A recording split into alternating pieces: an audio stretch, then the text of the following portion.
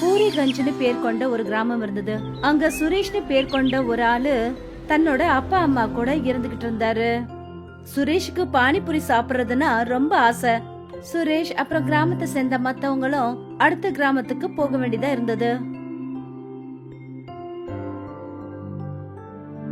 அம்மா, எனக்கு கொஞ்சம் காசு தரீங்களா? நான் போய் பானிபூரி சாப்பிட போகணும். இல்ல, என்கிட்ட சல்டி காசு கூட கிடையாது. 20 ரூபாய் பானிபூரிக்கு 40 ரூபாய் செலவு பண்ணி நீ பானிபூரி சாப்பிடறதுக்கு போற. அம்மா, இப்போ என்ன பண்ண முடியும்? நம்ம கிராமத்துல தான் பானிபூரிக்காரனே கிடையாதே. இந்த கிராமத்துல பெரிய காடுங்களை தவிர வேற எதுவுமே இல்ல. சுரேஷ் அவங்க அம்மா கிட்ட இந்த மாதிரி பேசிட்டு இருக்கும்போது அந்த சமயம்னு பார்த்து சுரேஷோட அப்பா அங்க வந்தாரு. இங்க பாருப்பா, நீ எப்ப பார்த்தாலும் வெறும் பானிபூரி சாப்பிடுறத பத்தி மட்டும்தான் பேசிக்கிட்டே இருக்க. இது எல்லாத்தையும் விட்டுட்டு போய் ஏதாவது வேலை தேடிக்கலாம்ல. விவசாயம் பண்ணி பண்ணி என் கையெல்லாம் அழுத்து போச்சு. சரிங்கப்பா, நான் வேலை தேடிக்கிறேன். நீங்களும் எப்ப பார்த்தாலும் என்ன திட்டிகிட்டே தான் இருக்கீங்க. சரி, அதெல்லாம் விடுங்க. எனக்கு கொஞ்சம் காசு கொடுங்க. பானிபூரி சாப்பிட்றதுக்கு பக்கத்து கிராமம் சுபாஷ் நகர் போனோம். இங்க பாருப்பா, நீ எப்பதான் மாற போற? சுரேஷோட அப்பா சுரேஷ் கிட்ட பானிபூரி சாப்பிடறதுக்காக 50 ரூபாய் கொடுத்தாரு. அப்புறம் சுரேஷ் அந்த கிராமத்தோட பெரிய மரத்துக்கிட்ட போய் தன்னோட நண்பன் ரோஹனுக்காக காத்துக்கிட்டு இருந்தான். ரோஹன் கொஞ்ச நேரத்துல அந்த இடத்துக்கு வந்துட்டான். என்னாச்சு? நீ எதுக்காக இவ்வளவு கவலையோட இருக்க? என்னன்னு சொல்றது ரோஹன்? அம்மாவும் அப்பாவும் எப்ப பாரு ஏதாவது வேலைக்கு போன்னு சொல்றாங்க. நானும் வேலைக்கு போகணும்னு தான் நினைக்கிறேன். ஆனா அதுக்கு முதல்ல வேலை கிடைக்கணும்ல. நீயும் சரியா தான் சொல்ற. என்னையும் தான் பாரு, நானும் ரொம்ப நாளா வேலை தேடுறேன். ஆனா எனக்கு இது வரைக்கும் எந்த வேலையும் கிடைக்கல. சரி விடு, சீக்கிரமா வா, இல்லனா சுபாஷ் நகருக்கு போற பஸ்ஸை நம்ம மிஸ் பண்ணிடுவோம். வா போலாம். சுரேஷும் ரோஹனும் 2 பேரும் பானிபூரி சாப்பிடறதுக்காக புறப்பட்டு போனாங்க. அப்புறம் இன்னொரு பக்கம் பேராசை பிடிச்ச கிராமத்து ஜமீன்தார் லக்கன் அவருடைய வேலைக்காரன் குல்லுவ தன்னோட வீட்டுக்கு வர வச்சாரு. சொல்லுங்க, என்ன வேலை முதலாளி? நான் புதுசா ஏதாவது வியாபாரம் பண்ணணும்னு நினைக்கிறேன். சொல்லு. இந்த கிராமத்து ஜனங்க எது இல்லாம கஷ்டப்படுறாங்க, நம்ம அந்த வியாபாரம் பண்ணலாம். அப்புறம் கொஞ்சம் பணம் சம்பாதிக்கலாம். அதை பத்தி எனக்கு எதுவும் தெரியாது முதலாளி. ஆனா கிராமத்துல நிறைய பேர் பானிபூரி சாப்பிட தான் வேற கிராமத்துக்கு போறாங்க. ஏன்னா இந்த கிராமத்துல யாரும் பானிபூரி விற்கிறதே இல்லை. வெறும் பானிபூரி சாப்பிட்றதுக்கு பக்கத்து கிராமம் போறாங்களா? இதுதான் சரியான விஷயம். போகுள்ளு, பானிபூரி வண்டியை ஏற்பாடு பண்ண. அப்புறம் பானிபூரி விற்க ஆரம்பிச்சிடு. ஞாபகம் வச்சுக்கோ, பானிபூரி 50 ரூபாய்க்கு கம்மியா விற்க கூடாது. புரியுதா? ஆனா பானிபூரி பக்கத்து கிராமத்துல 20 ரூபாய்க்கு கிடைக்குது முதலாளி. ஆனா நம்ம 50 ரூபாய்க்கு தான் விற்கணும். தேவையில்லாமலாம் கேட்காத. போய் வேலையை பாரு. குல்லு பானிபூரி வியாபாரம் பண்றதுக்கான ஏற்பாடுகள்ல இறங்கிட்டாரு. சுரேஷும் ரோஹனும் பானிபூரி சாப்பிட்டுட்டு தன்னோட கிராமத்துக்கு வந்துட்டு இருந்தாங்க. என்னால நம்பவே முடியல. நம்ம வெறும் பானிபூரி சாப்பிடுறதுக்காகவே இவ்வளோ தூரம் போயிட்டு வரோம்ல. ஆனா பானிபூரி சாப்பிட்ட உடனே நம்ம எல்லா களைப்பும் ஒரே அடியா போயிடுது. நீ சொல்றதும் சரியான விஷயம்தான். ஒருவேளை நம்ம கிராமத்துலயும் ஒரு பானிபூரி கடை இருந்துச்சுன்னா நாம இவ்வளவு தூரம் போக வேண்டி இருக்காதுல்ல. சுரேஷும் ரோஹனும் 2 பேரும் அவங்கவுங்க வீட்டுக்கு போனாங்க. அப்புறம் குல்லு ஜமீன்தாரோட பானிபூரி வியாபாரம் பண்ற கடைய முழுசா ஏற்பாடு பண்ணாரு. மறுநாள் விடிஞ்சது. ரோஹனும் சுரேஷும் மறுபடியும் அதே மரத்துக்கடியில 2 பேரும் சந்திச்சாங்க. வா ரோஹன், நம்ம மறுபடியும் போய் பானிபூரி சாப்பிட்டுட்டு வரலாம். வா போலாம். இதுக்கு எதுக்கு கேட்டுக்கிட்டு? 2 பேரும் பானிபூரி சாப்பிடறதுக்காக புறப்பட்டு போகும்போது அவங்க ஒரு கடைக்கிட்ட ஜனங்க கூட்டமா இருந்தத பார்த்தாங்க. அட, இங்க என்ன இவ்வளவு கூட்டமா இருக்கு? வா போய் பார்த்துட்டு வரலாம். சுரேஷும் ரோஹனும் கூட்டமா இருந்ததுனால அங்க என்னன்னு போய் பார்த்தாங்க.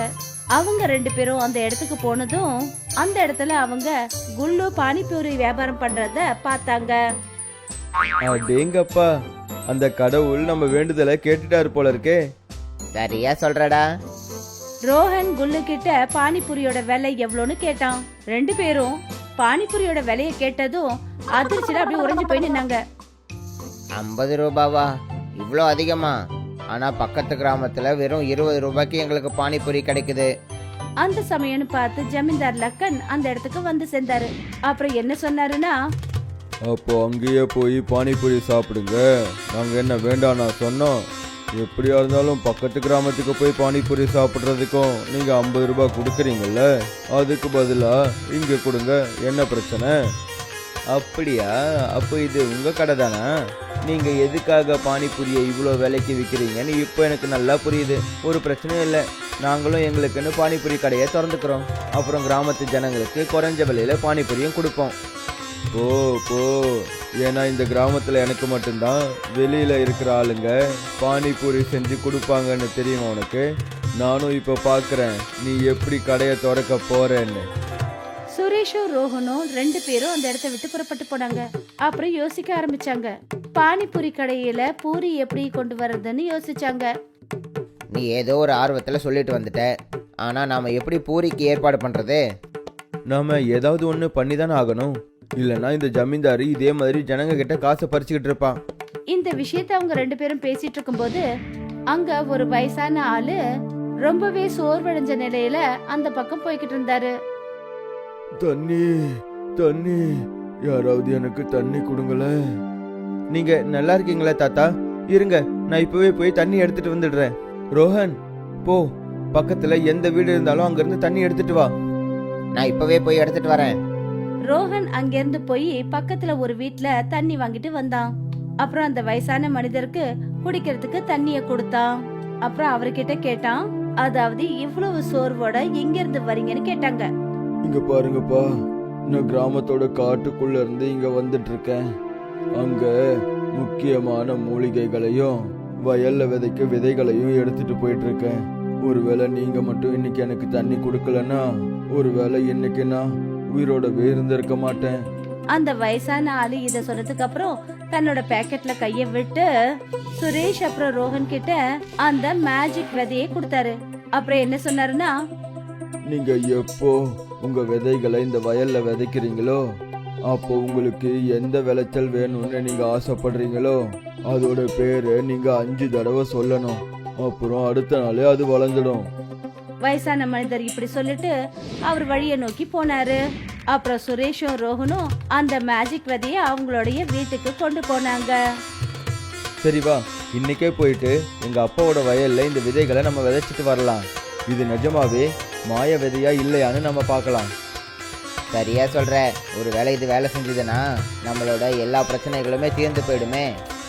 சுரேஷும் ரோஹனும் 2 பேரும் அந்த விதையை எடுத்துக்கிட்டு வயலுக்கு போனாங்க. அப்புறம் 5 முறை பானிபூரின்னு பேரை சொல்லிட்டு அந்த விதைய தன்னோட நிலத்துல விதைச்சாங்க. மறுநாள் காலையில அந்த வயல்ல பூரி விளைஞ்சது. அப்புறம் சுரேஷும் ரோஹனும் சேர்ந்து அவங்க கிராமத்துல பானிபூரி கடையை போட்டாங்க. அப்புறம் வெறும் 20 ரூபாய்க்கு பானிபூரி வியாபாரம் பண்ண ஆரம்பிச்சிட்டாங்க. இது ரொம்ப நல்ல கடை மாதிரி தெரியுது. எனக்கு ஒரு பிளேட் கொடுங்கப்பா. சரி, இப்பவே கொடுக்கறேன். சுரேஷ் அந்த கஸ்டமருக்கு பானிபூரிய கொடுத்தான். இதுக்கு முன்னாடி நான் எப்பவுமே இவ்வளோ நல்ல பானிபூரியை சாப்பிட்டதே கிடையாது. இந்த பானிபூரி சாப்பிட ரொம்ப சந்தோஷமா இருக்கு. ஒரு வேலை பண்ணுங்க, இன்னும் 2 பிளேட்டு போடுங்க. அப்புறம் இன்னும் 2 பிளேட்டை என் வீட்டுக்கு பார்சல் கொடுங்க. மெல்ல மெல்ல எல்லாரும் சுரேஷ் அப்புறம் ரோஹனோட பானிபூரி கடைக்கு வர ஆரம்பிச்சாங்க. பூரி குறைஞ்சு போகும்போதெல்லாம் பானிபூரி வயல்ல இருந்து பூரிய கொண்டு வந்தாங்க. கிராமத்து ஜனங்க ஜமீன்தாரோட பானிபூரி கடையில இருந்து பானிபூரி சாப்பிடுறத நிறுத்திட்டாங்க. இத பார்த்ததும் ஜமீன்தாருக்கு பயங்கரமா கோவம் வந்துடுச்சு. அப்புறம் தன்னுடைய வேலைக்காரன் குல்லு கிட்ட என்ன சொன்னார்னா, குல்லு, என்னாச்சு? நம்ம பானிபூரி வியாபாரம் ஏன் நடக்க மாட்டேங்குது? முதலாளி, அவன் பானிபூரியை 20 ரூபாய்க்கு விற்கிறான், நாம் 50 ரூபாய்க்கு விற்கிறோம். அப்புறம் நான் என்ன கேள்விப்பட்டேன்னா அவனோட பானிபூரி ரொம்பவே சுவையாக இருக்கான். நாம் ஏதாவது ஒன்று பண்ணியே தான் ஆகணும், இல்லைனா மொத்த வியாபாரமும் நஷ்டமாயிடும். என்கிட்ட ஒரு பிளான் இருக்கு. என்ன பிளான் முதலாளி? நான் எப்படி சொல்கிறேனோ நீ அப்படியே பண்ணு குல்லு. என் கூடவே வா. ராத்திரி இருட்ட உடனே ஜமீன்தாரும் குல்லுவும் 2 பேரும் ராத்திரி அந்த இருட்டுல சுரேஷ் அப்புறம் ரோஹனோட கடையில நெருப்பு வச்சாங்க.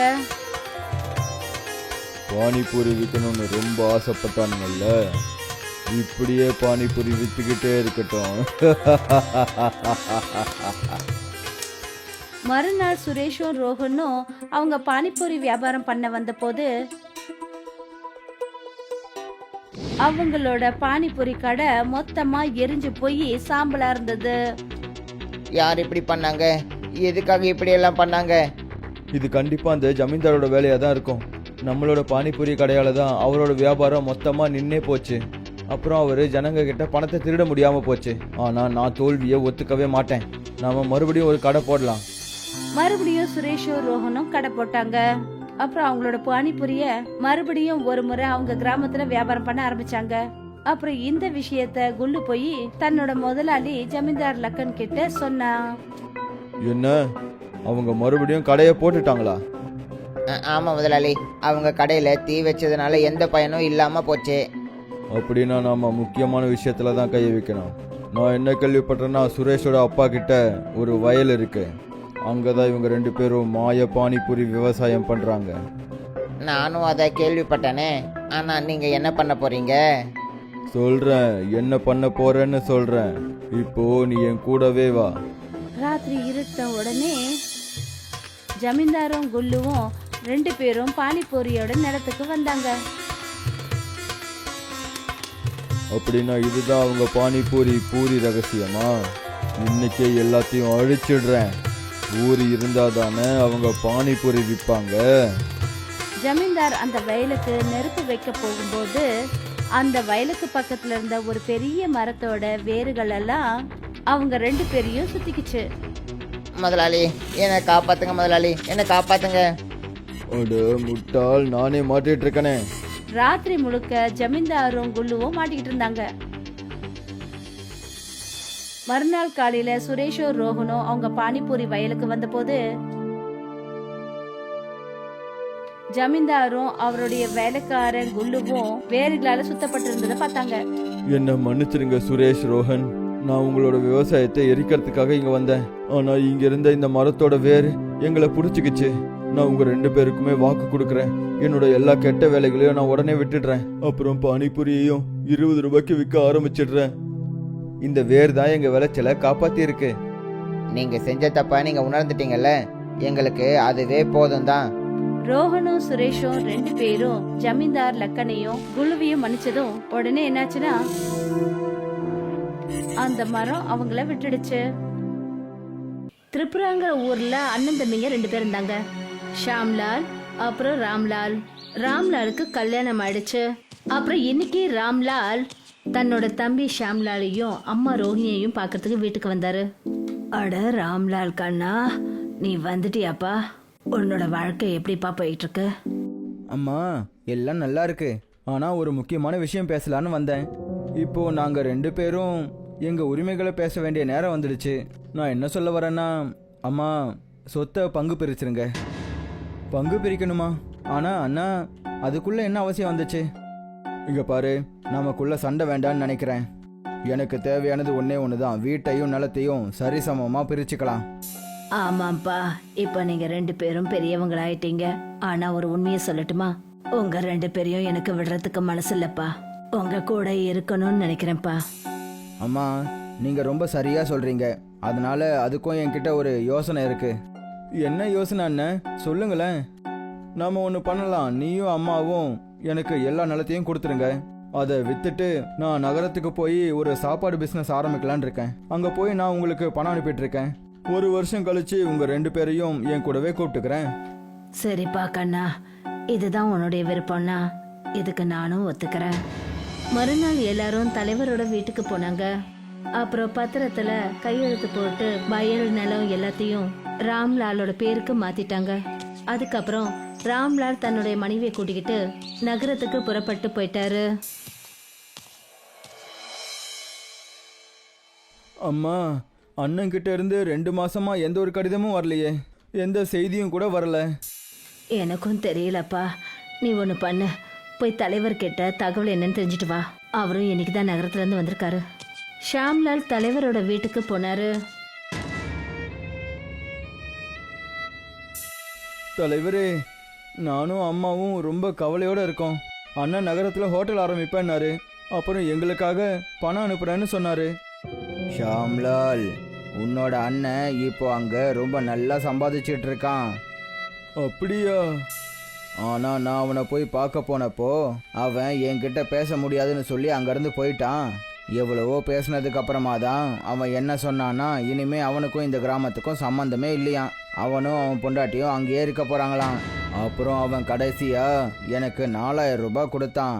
அதை ஷாம்லாலோட விவசாயத்துக்கான பலன்னு கொடுக்க சொன்னான். அது மட்டும் இல்லாமல் அந்த வயல்லேருந்து அதை விட அதிகமாக கிடைக்கலையாம்.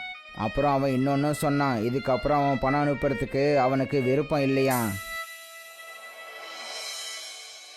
ஷாம்லால் தலைவர் கொடுத்த பணத்தை வாங்கிக்கிட்டு ரொம்பவே மனசு கவலையோட வீட்டுக்கு திரும்பி வந்தாரு. ஷாம்லால் ரொம்பவே வேதனையோட ஒரு மரத்துக்கிட்ட போனாரு. அப்புறம் கவலையோட தனக்குத்தானே என்ன சொல்லிக்கிட்டாருன்னா, இப்போ நான் அம்மா கிட்ட எப்படி சொல்லுவேன்? அண்ணன் இவ்வளோ மோசமாக பேசியிருக்காருன்னு எப்படி சொல்லுவேன்?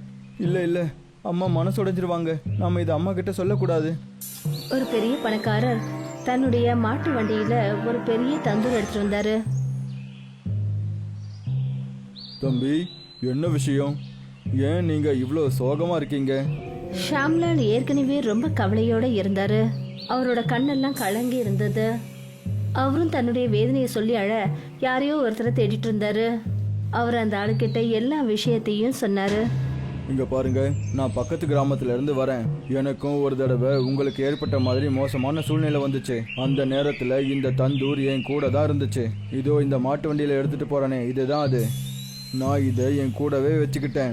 ஏன்னா இது எனக்கு ஒரு புது வாழ்க்கையே கொடுத்தது. உனக்கு வேணும்னா நீ கூட என்கிட்ட இருந்து இதை வாங்கிக்கலாம். ஏன்னா இந்த தந்தூர் இப்போ என்னை விட உனக்கு தான் தேவை. ஆனால் என்னால் அவ்வளோ பணம் கொடுத்து இதை வாங்க முடியாது அண்ணா. நான் எப்படி இதை வாங்குறது? இப்போதைக்கு என்கிட்ட இருக்கிறது வெறும் 4000 ரூபாய் தான் அண்ணா. ஒரு வேளை எங்கள் நிலைமை நல்லா இருந்தா நீங்கள் கேட்குற பணத்தை நான் கொடுத்துருப்பேன். வெறும் 2000 ரூபாய் மட்டும் கொடுப்பா.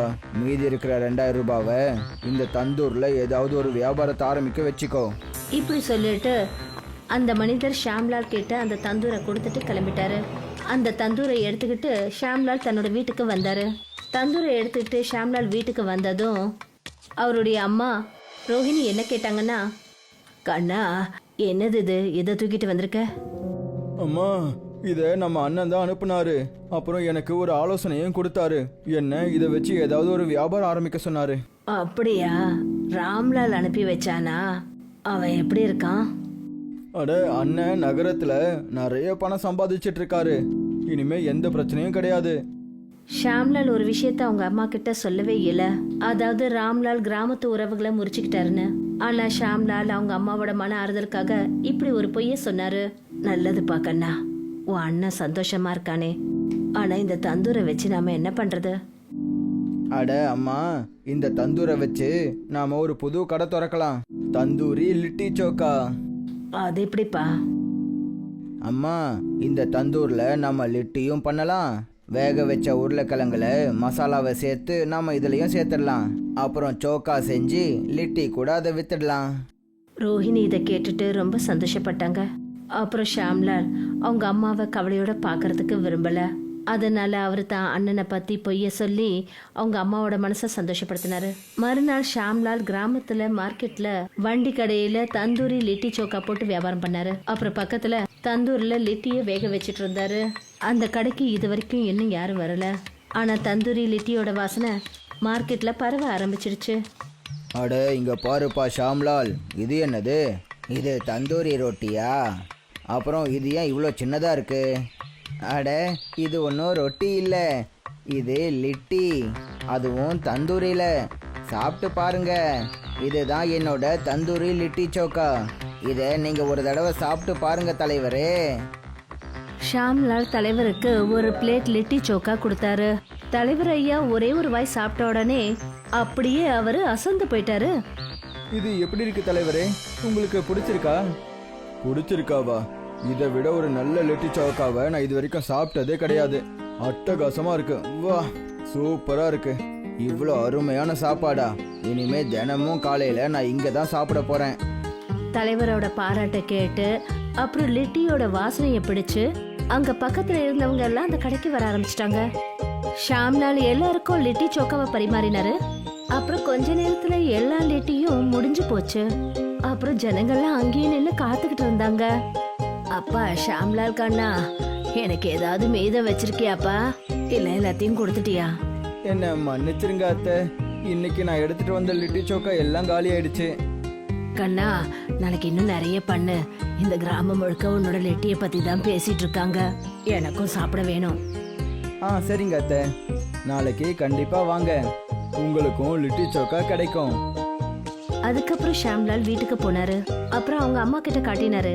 இன்னைக்கு முதல் நாள்லயே அவர் 2000 ரூபாய் சம்பாதிச்சிட்டாரு. கண்ணா, வெறும் 3 மணி நேரத்துல நீ நல்ல பணம் சம்பாதிச்சிட்டப்பா. நாளைக்கு இன்னும் நிறைய பொருளாம் வாங்கிக்க. நானும் உன் கூட வரேன். உனக்கு நான் கொஞ்சம் உதவியா இருப்பேன்ல. அப்படியே தலைவரை பார்த்து உன் அண்ணனை பத்தி கேட்டு தெரிஞ்சுக்கிறேன்ப்பா. அம்மா, நீங்க எதுக்காக தேவையில்லாம டென்ஷன் ஆகுறீங்க?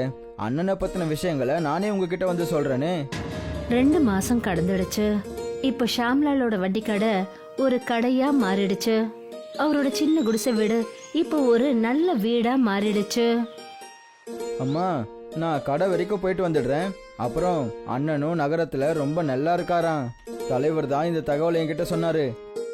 சரிப்பா கண்ணா, நானும் இன்னைக்கு மார்க்கெட்டுக்கு வரேன். மறுபடியும் உனக்கு உதவி செய்ய வரேன்ப்பா. சரிங்கம்மா, உங்களுக்கு அதுதான் சந்தோஷம்னா நீங்களும் வாங்க. ஷாம்லால் அங்கிருந்து புறப்பட்டு போயிட்டாரு. அப்பதான் ராம்லால் அவங்களோட வீட்டுக்கு வந்தாரு. அவரோட முகம் ரொம்ப சுருங்கி போயிருந்தது. அப்புறம் அவர் வெக்கப்பட்டு சொன்னாரு, அம்மா. ராம்லால், கண்ணா, இது நீதானப்பா? 1 வருஷத்துக்கு மேல ஆயிடுச்சுப்பா. உன்னால வீட்டுக்கு வரவே முடியல. அப்புறம் உன்னோட முகம் ஏன்பா ஒரு மாதிரியா இருக்கு? ஒன்றும் இல்லைம்மா, நான் நீங்கள் எப்படி இருக்கீங்கன்னு கேட்க வந்தேன். அப்புறம் அம்மா, நம்மளோட இந்த வீடு எப்படி இவ்வளோ பெரிய வீடாச்சு? கண்ணா, இதுக்கெல்லாம் காரணம் நீ அனுப்பி வச்சியே அந்த தந்தூர் தான்ப்பா. நான் எந்த ஒரு தந்தூரையும் அனுப்பி வைக்கலையே. அம்மா என்ன சொல்லிட்டு இருக்காங்க? நீ தானப்பா அனுப்பி வச்ச? ஆமாம்மா, நான் தான் ஷாம்லால் கிட்ட சொன்னேன். இப்போ அது உண்மையை சொல்லு. நீ ஏற்கனவே உன் தம்பி கூட விரோதம் பண்ணிக்கிட்ட. ஆனா அவன் உனக்கு உண்மையான தம்பியா இருந்திருக்கான். அவன் உன்னோட ஒவ்வொரு குறையையும் மறைச்சான். அப்புறம் இப்போ உனக்கு கொஞ்சம் கூட வெக்கமே இல்லையா? உன் அம்மா கிட்ட உன்னால உண்மையை சொல்ல முடியலல்ல? என்னை மன்னிச்சிருங்கம்மா, நான் ஒரு பெரிய பிரச்சனையில மாட்டிக்கிட்டேன். எனக்கு வேற எங்கேயுமே உதவி கிடைக்கல. அதனால தான் நான் இங்க வந்துட்டேன். போயிடு, இப்ப இங்க இருந்து போயிடுப்பா. ஏற்கனவே உனக்கும் இந்த கிராமத்துக்கும் எந்த ஒரு உறவும் இல்லாம போயிடுச்சு. ஷாம்லால் தன்னுடைய கடையில இருந்தாரு. அப்பதான் தாமினி சித்தியும் தலைவரும் ஒருத்தருக்கு ஒருத்தர் பேசிக்கிட்டு அங்க வந்தாங்க. எங்க போயிட்டு இருக்கீங்க தலைவரே? அம்மா, உங்க முகத்தை பார்த்தா ஏதோ கவலையா இருக்கிற மாதிரி தெரியுது. இங்க பாருப்பா, நான் இன்னைக்கு காலையில தான் நகரத்துல இருந்து வந்தேன். நடுவுல ஒரு நாள் நான் உன்னோட அண்ணனோட கடைக்கும் போயிருந்தேன். என்னாச்சு? அண்ணன் அங்க நல்லா இருக்காருல்ல? கண்ணா, ராம்லாலோட பொண்டாட்டியும் அவளுடைய வீட்டு ஆட்களும் ராம்லாலோட வியாபாரம் மொத்தத்தையும் பிடிக்கிட்டாங்க. இந்த விஷயத்த அடுத்த கிராமத்துல ஒருத்தவங்க சொன்னாங்க. அதை கேட்டுட்டு தான் இங்க வந்தேன். நீங்க இப்போ என்ன சொல்லிட்டு இருக்கீங்கம்மா? ராம்லால் தன்னுடைய மனைவி பேர்ல தான் எல்லா வியாபாரத்தையும் ஆரம்பிச்சிருக்கான். வியாபாரம் நல்ல முறையில நடந்ததும் ரம்பா அவனை விட்டுட்டு போயிட்டா. அப்புறம் தன் குடும்பத்தோட சேர்ந்து ராம்லால் கிட்ட இருந்து எல்லாத்தையும் பறிச்சுக்கிட்டு அவனை துரத்தி விட்டுட்டா. அப்போ என்னோட அண்ணன், அவர் இப்போ நல்லா இருக்காருல்ல? உன்னோட அண்ணன் உனக்கு பண்ண விஷயம் இருக்கு, அதுக்கப்புறமாவும் நீ அவன் மேல அக்கறை காட்டுறியா? எது நடந்துச்சோ அது நடந்து போயிடுச்சு தலைவரே. இதை விட ஒரு பெரிய தண்டனை என்னோட அண்ணனுக்கு வேற என்ன இருக்கும் சொல்லுங்க? இப்போ அவன் எங்க இருக்கான்னு எனக்கு எதுவும் தெரியல. ஷாம்லால் கடையை மூடிட்டு தன்னுடைய வீட்டுக்கு போனாரு. அப்புறம் அவரோட அம்மா கிட்ட எல்லா விஷயத்தையும் சொன்னாரு. கண்ணா, ஆனா நான் ராம்லால இந்த வீட்டை விட்டு வெளியே போக சொல்லிட்டேனப்பா. போப்பா, அவனை கூட்டிட்டு வா. உடனே ஷாம்லால் ராம்லால தேடிக்கிட்டு அங்கிருந்து ஓடினாரு. கிராமத்தோட அதே மரத்துக்கிட்ட போனாரு. எந்த இடத்துல பெரிய பணக்கார மனுஷனை பார்த்தாரோ அங்க ராம்லால் அதே இடத்துல தலையில கையை வச்சுட்டு உட்காந்துட்டு இருந்தாரு. அண்ணா, என் கூட வாங்க, நாம வீட்டுக்கு போகலாம். நான் எப்படி வீட்டுக்கு வருவேன் தம்பி? எந்த முகத்தை வச்சுக்கிட்டு திரும்ப வருவேன்? இப்போ அம்மாவும் என் மேல கோவமா இருக்காங்க. என்னால என் முகத்தையே கண்ணாடியில பார்க்க முடியல. அண்ணா, அம்மா கிட்ட நீங்க எப்படி இருந்தீங்கன்ற விஷயத்த நான் எதுவுமே சொல்லவே இல்லையே. ஆனா அவங்க நம்மளோட அம்மாவாச்சே. பசங்க போய் சொன்னா அவங்க தெரிஞ்சுக்குவாங்க. ஆமா தம்பி, நீ ரொம்ப சரியா சொன்ன. அண்ணா, நீங்க ஏற்கனவே ரொம்ப துக்கத்துல இருக்கீங்க. இப்ப என் கூட வீட்டுக்கு வாங்க. இனிமே நாம 2 பேரும் ஒன்னா சேர்ந்து இந்த கடையை நடத்தலாம். அப்புறம் அம்மாவையும் பத்திரமா பாத்துக்கலாம். ராம்லாலும் ஷாம்லாலும் ரொம்ப சந்தோஷத்தோட அவங்க வீட்டை நோக்கி போனாங்க. அவங்க வீட்டுக்கு போன உடனே என்னோட ராமும் ஷாமும், ஒருத்தன் லிட்டினா இன்னொருத்தன் சோக்கா, நீங்க 2 பேரும் ஒன்னா இருந்தாதான் நல்லா இருக்கும்.